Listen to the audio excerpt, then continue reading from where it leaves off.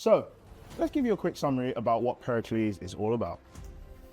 Pericles is about Pericles himself, a man who has recently lost his father and goes to seek a princess to rule his land of Tyre in another land called Antioch. So once he arrives in Antioch, he realizes a riddle must be solved in order to wed the daughter. But however, once he solves the riddle, he realizes there's a deeper, darker secret in the courts of Antioch. From this riddle, he realizes that if he is to say the riddle out loud, he will be killed by King Antiochus, so he flees Antioch and goes back to his homeland Tyre.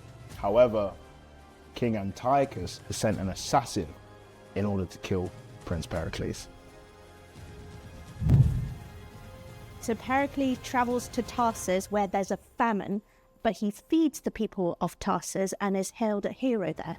And he decides to set sail from Tarsus, but when he sets sail he gets caught in a shipwreck and he ends up on an island called Pentapolis, where he's met by some fishermen.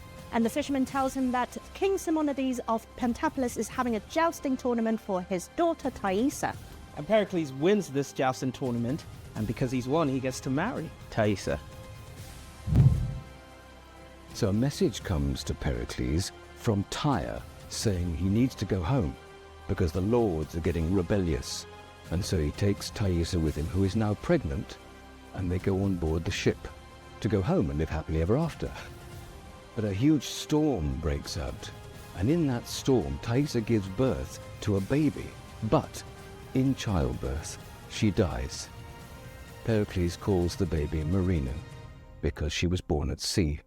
But the custom is that when there's a death on board, that the body must be thrown overboard.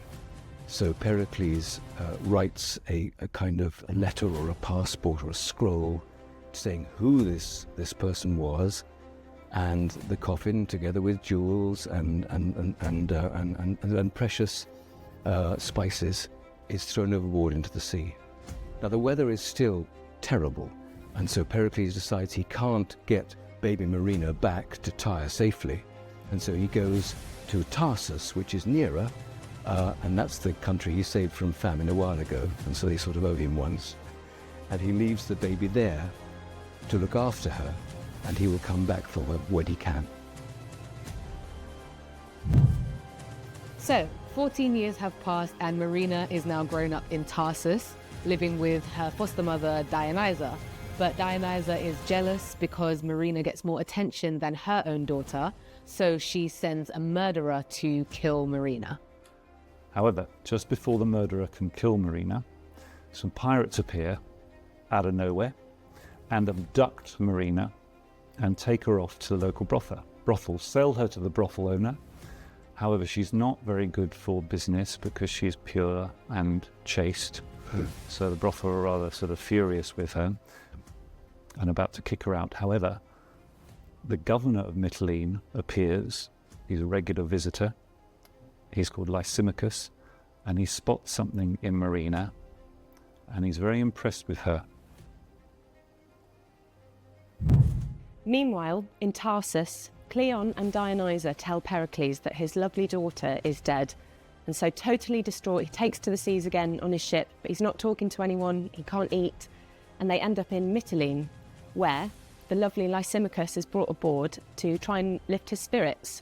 And like Lysimachus says, I have this wonderful maid who's amazing at talking to people, who might be able to bring him out of his mood. And in this conversation between the maid and Pericles, he discovers that it is in fact his daughter, Marina. And he's so overjoyed that he's able to slip into this wonderful sleep, where he has this amazing dream of the goddess Diana, who tells him to go to her temple in Ephesus. And what happens there? I can't tell you.